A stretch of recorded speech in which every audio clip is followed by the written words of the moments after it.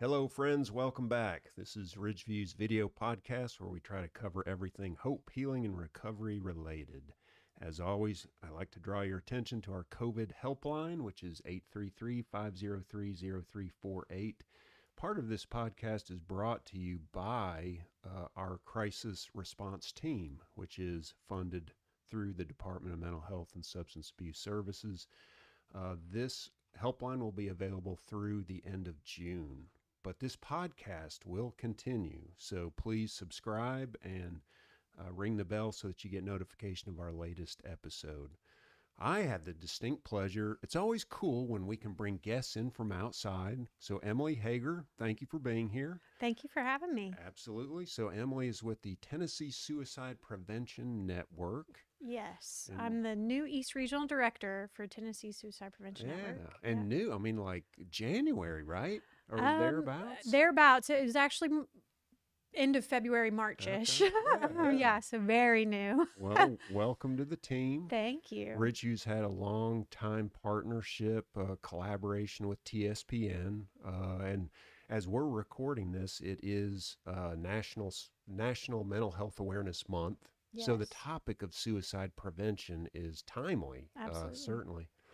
So I know a couple weeks ago, you and I were both tuned into a virtual QPR training. So question, persuade, refer. I guess before I dive into that, tell our viewers what does TSPN do, not only across the state, but regionally? Yeah. So here in the East region, we're a 16-county region, and the goal of TSPN is to focus on prevention, connecting mental health services and crisis providers, and then also functioning in postvention. And a part of prevention that we focus on very heavily right now is the training, like what you had referred to, with the goal of getting as much of the community as suicide alert and as suicide informed as we can. And a large component of that is also empowering the community to feel confident to ask either their peer or their family member if they're having suicidal thoughts, and really encouraging them by providing them with, these are the resources that you can reach out to help this individual. So that's a big focus right now. We're also working with other, mental health service providers to, try to identify what gaps we can in the region. And, I think we're all always trying to better the efforts that we're putting out. And, TSPN just kind of comes alongside these other providers and tries to help make connections. And then postvention is a whole nother area where, if a suicide loss does occur, then we try to come in and provide support in that area as well. Yeah. We have support groups for survivors of suicide loss. Compass with Covenant Health is a big one of those in our region. And, our goal, our overall mission is to decrease suicides across the state. And to do that, we have to focus on all these different areas because ultimately they all are prevention. So that's kind of what we're working on right now. But I'm always open for new opportunity. Yeah. Well, what I love about TSPN is, first of all, your all's website is rich with information and brochures that are targeted to specific communities. It's a great resource if you're just wanting to collect and get more information. I guess the other thing that I love about it is, there's still, when I look in the mirror and I think about how I viewed suicide over the years of my own growth and development, man, oh man, I'm embarrassed at the way that I viewed people who had a level of hopelessness and helplessness when I was in my 20s. And I think we have such a duty to help other Michael Yateses out there who are holding those stigmatized beliefs, to elevate their awareness, so that they view where these people are completely differently. Yes. And TSPN is just a great advocate in that way. And I would even go to say, I mimicked your response to suicide before I lost my previous husband. Um, I I thought the same way. And it's very common for people to look at hopelessness and despair and just kind of brush it off and say, oh, they'll get over it, instead of extending that hand and trying to help someone out of it. I was the same way until I took a suicide prevention training and I learned the signs, the warning signs of suicide. And I myself identified what had been in front of me, different pieces of it, and kind of ignored or brushed to the side, and that is one reason that I've really taken on suicide prevention training and awareness as my personal mission in life, even before I joined TSPN, because I see the importance of educating the entire community, not just the service providers, because for a long time it was focused on, who are these individuals with suicidal thoughts coming into contact with. Right. So we would focus on first responders and on mental health providers. And, in reality, they're coming in contact with people in the community every day. Right. That have the opportunity to ask that question. So the more awareness and the more education that we can get out there about the gravity of that, and the gravity of extending your hand to helping someone, we can make a real difference. Yeah. So I know when statistically, we even saw a decrease in the number of suicides, I think in 2018. So things were headed in the right direction. I know there's always a lag in the data, and we want to be very careful about not over projecting or estimating what the numbers of suicide deaths are going to be nationally or in the state. However, we're coming out of this pandemic. 2020 was hard on a lot of people, everybody. And I came across this stat from the Wellbeing Trust and the Robert Graham Center for Policy Studies in Family Medicine and Primary Care. And I thought, again, just as a talking point, and we won't know the real hard data probably for another full year, but this says the COVID pandemic could lead to 75,000 additional deaths from alcohol and drug misuse and suicide as projected deaths of despair. And it's that phrase, deaths of despair, and how, because it resonates for me with some of the other lived experience that I read from folks that have reached a level of depravity, helplessness, hopelessness, despair. That number is it's just another one of those rippling impacts of the pandemic, and why we're all kind of in this recovery process together from COVID. Yeah. So, I mean, when you hear that number, does that jive with kind of what you are hearing anecdotally out there, or what you fear may be true?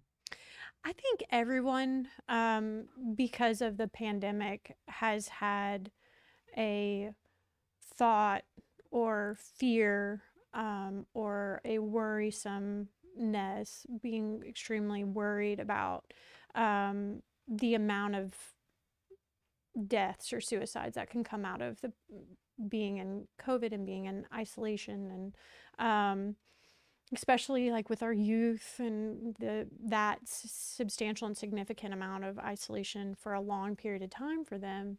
I think that concern is always there. But when I hear something like that, I instantly try to switch it to how can we provide hope to those people? Because you're right, it is something that we all go through and we've all been through, and it's affected different people in different ways. But, we have the opportunity with all having the same experience to be able, like I said, to extend that hand and to reach out to people. And I think taking this time of that we've been in isolation and recognizing a lot of people have become very aware of mental health. And it has been a focus from a lot of different agencies on being able to provide for mental health in across the nation. It's been all over the place. And I think really being able to recognize that and also take action. And it doesn't, I think a lot of people sometimes think, oh, well, it's not my job. I'm not a counselor. I'm not a clinician. I'm not, but sometimes it doesn't take that. Mm-hmm. Sometimes all it takes is that conversation.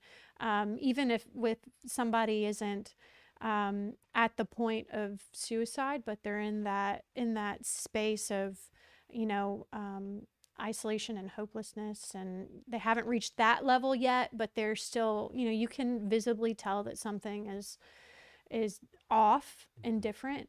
Just having a conversation with them can alleviate a lot of that, and it can provide a support for them that isn't there right now, and can really lift them up. And I think a lot of times people like to focus on those statistics, and like you said, we can't project what it's going to look like, but I like to try to get people to focus on the hope and the positivity of it, because the more we focus on that, mm-hmm. the darker it gets. Yeah. You said the magic word, and it's not magic, but it's and that's hope. And that why, part of Ridgeview's moniker is hope, healing, and recovery. And I in thinking that you were coming today, I thought, really it does kind of circle back to that element of hope. And I always love this. So Irvin Yalom, psychotherapist, MD, well known in many circles, but one of the things that he introduced was this concept of installation of hope. And what I love about that is that for folks that feel, Emily, it sounds really good that you've got hope. I don't have any hope right now. Really happy for you, but it really stinks for me. That concept of installation of hope is that you are holding the hope mm-hmm. for me mm-hmm. until I'm ready to hold it myself. Mm-hmm. And so even just the concept of that is therapeutic. Mm-hmm. And I think that's, I'm really happy you turned what could be a despairing statistic into something that that's not where we need to stay. We need to pivot to the hope, because that's what people are needing. And I think as a community right now, I think the majority of community is still focusing on the restrictions that we're under, and even though we're kind of leading out of it, and you have that hope is a lot easier to maintain if you can focus on the other side mm-hmm. and getting to that other side mm-hmm. and holding on to what you do have, and thinking of those. And I remember in the training, the one that you did, the QPR training, talking about your future self. Mm-hmm. And, where are we when we're talking to our future self, and what would our future self say? And I think that that's, for any circumstance that happens in your life, because we all come across things that are going to be difficult to handle. What will your future self say? Mm-hmm. And keeping it in that perspective itself can provide hope. And holding on, having the hope that someone else needs, we can lift them up, just by having the conversation, Well, if I'm watching this and maybe I'm really struggling, I need to reach out to someone. And we'll put this in the comments section of this post, but where can they find the right phone numbers to call or text messages to reach out to? Right. So for this region, and really in anyone in the state of Tennessee, mobile crisis is what we recommend for people to do if they're in that crisis state, because they can do an assessment and then, take on the process from there. And that number is 855-CRISIS-1. And you can also text TN to 741-741. And we've found that a lot of people would prefer, especially in the crisis state, prefer that text communication, because sometimes it can be hard to verbalize what you're going through. So that seems to be a very, very beneficial system that's been put into place. And I know just through working with mobile crisis that they're in this region, they're amazing. And I support them all. No, 100%. So no, that's good. On behalf of them, I appreciate you saying that. It's hard work. I guess before we conclude, I'm always interested, because the work is so hard. This topic is a hard topic. It's a complicated, complex topic. What does Emily do to take care of Emily? Emily has a lot of kids. I have 4 kids, so we do spend a lot of time as a family, and they have a lot of activities, which is always fun and entertaining. And my whole family has a lot of commitments outside of our work, and we really enjoy it. We have people over the house to do like a small group type of Bible study, and we like kind of getting involved with those things.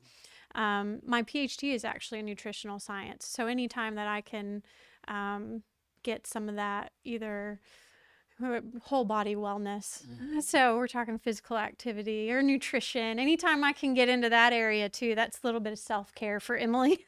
I see it. I see a future podcast in the offering. Yes, I'd like to discuss with you the benefits of steel cut oatmeal versus regular oatmeal. But that's a topic for another day, as my esteemed producer is chuckling. Okay, well that is great. My future self and my current self says thank you. Well, thank you. Thank you for coming in. This is an important topic. I do hope you'll come back. I think discussing nutritional wellness would be a great topic. Yeah, absolutely. Absolutely. And thank you, folks, for tuning in. We hope you'll continue to follow us. Please subscribe, ring the bell so that you get notification of our weekly episode, and take good care of yourself. See you next week.